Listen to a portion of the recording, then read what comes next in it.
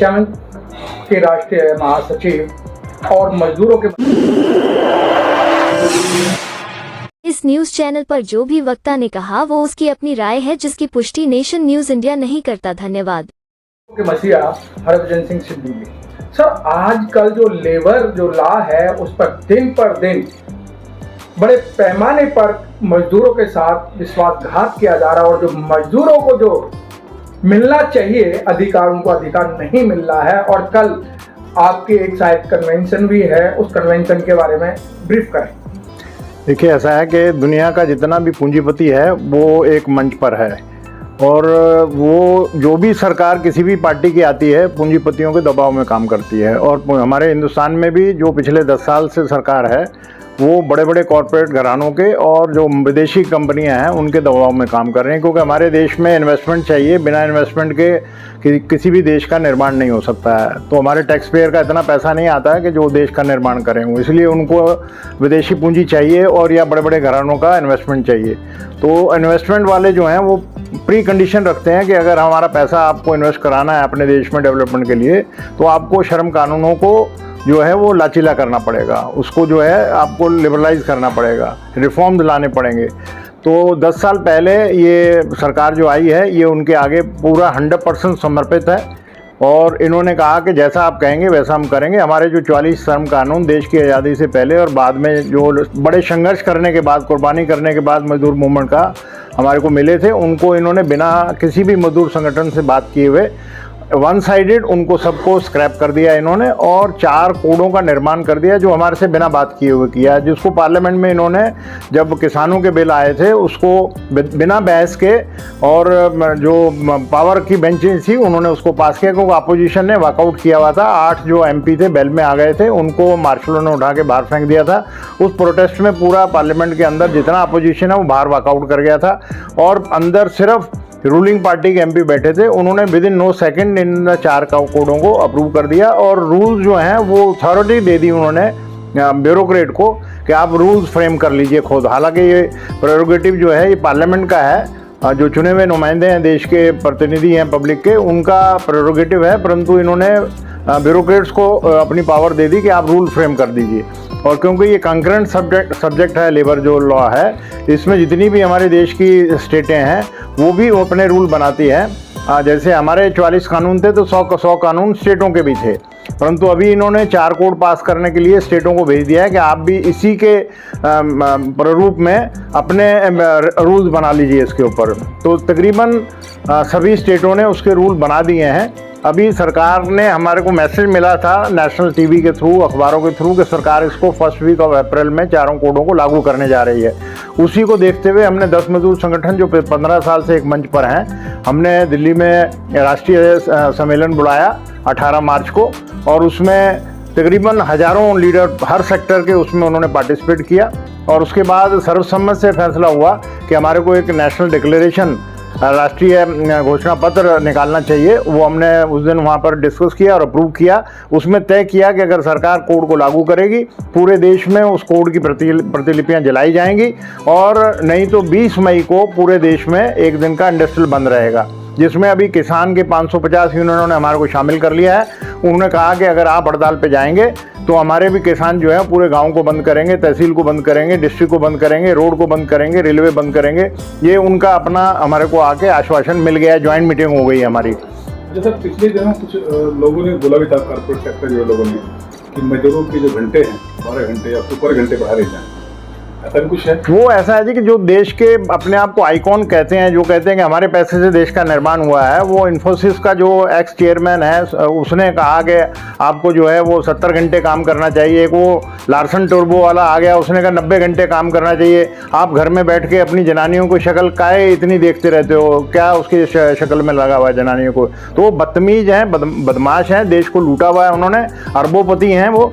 और हमारे जो हैं वो, हम तो कहते हैं कि हमारे 5 दिन एक हफ्ते में करिए आप, और हमारे को 8 घंटे से घटाकर आप 5 घंटे की मांग है दुनिया के अंदर। ये कह रहे हैं कि आप 70 घंटे काम करो, आप 14 घंटे काम करो, आप 16 घंटे काम करो। तो ये देश के अंदर सरकार के साथ मिले हुए हैं। पहले उनसे सरकार ने बुलवाया है, बाद में ये मांग शुरू हो गई है। आपको मालूम है कि चीफ मिनिस्टर जो यूपी है उसने 12 घंटे की नौकरी का आदेश पारित किया, पहले भी ड्यूरिंग कोविड के अंदर भी इन्होंने 12 घंटे का आदेश पारित किया था, जिसको सुप्रीम कोर्ट ऑफ इंडिया ने उसको स्क्रैप कर दिया था। तो लिहाजा ये इसके ऊपर काफ़ी जदोजहद चल रही है। अभी 20 मई की मेरे हिसाब से ये इससे बड़ी हड़ताल पहले नहीं होगी, पूरी मुकम्मल हड़ताल होगी। और कल हमारा जो है हिंद खदान मजदूर जो है, जहाँ पर कोल की माइंस हैं, वहाँ पर जितना भी वर्कर काम करता है उसमें हिंद मजदूर सभा का हमारी तकरीबन उसमें 13 यूनियनें काम करती हैं। उन 13 यूनियनों की मेंबरशिप जो है वो तकरीबन 70,000 के करीब है। और हम by verification by secret ballot से कोल के अंदर हिंद मजदूर सभा नंबर 1 पर है, हमारे एफिलिएट जो हैं। और कोल के अंदर भी ये सारी कोल माइनों को बेचे चले जा रहे हैं, रेवेन्यू शेयरिंग पे बेच रहे हैं या MDO मोड पे बेच रहे हैं। तो सारी कोल खदानों को ये बेचने का काम कर रहे हैं। अभी तक में इन्होंने तकरीबन 13 माइन जो है वो इन्होंने हैंड ओवर कर दी हैं प्राइवेट पार्टी को, जहाँ पर जो 70 से पहले जो कोल माइंस के अंदर अत्याचार होता था वर्कर के ऊपर, बंधवा मजदूर था, फोर्स लेबर थी, वो वहीं पर 12 घंटे 14 घंटे काम करता था, बीमारी में मर जाता था, वहाँ पर उसको कोई कंपनसेशन नहीं मिलता था, कोई उसका वाली वारस नहीं था। और अगर नेशनलाइजेशन होने के बाद अभी फिर बैक टू स्क्वायर वन ही घूम के वहीं पर जाना चाह रहे हैं। तो हमारे देश के अंदर तमाम मजदूर जो है वो इससे परेशान है।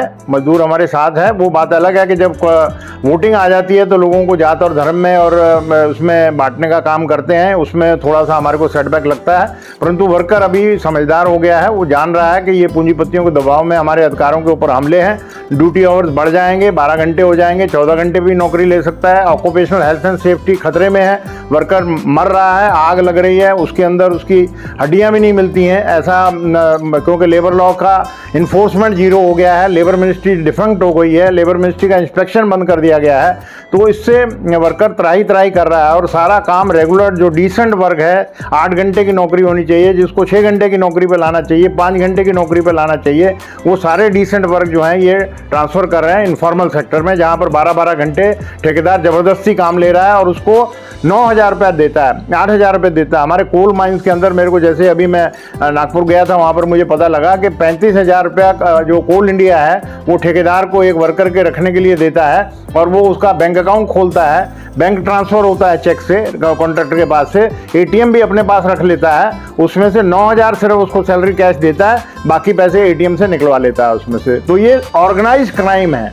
वर्कर के थेफ्ट की चोरी है, जिसके ऊपर कोई केस रजिस्टर नहीं हो रहा है। तो ये कल हमारे अधिवेशन में जो कोल खदान मजदूर फेडरेशन हमारा जो बहुत पुराना है, देश की आज़ादी के बाद हिंद मजदूर सभा बना और उसके बाद बड़े बड़े लीडरों ने जयप्रकाश जी के नेतृत्व में हर माइंस के अंदर अपने पढ़े लिखे लीडरों को भेज के वर्करों को ऑर्गेनाइज किया है।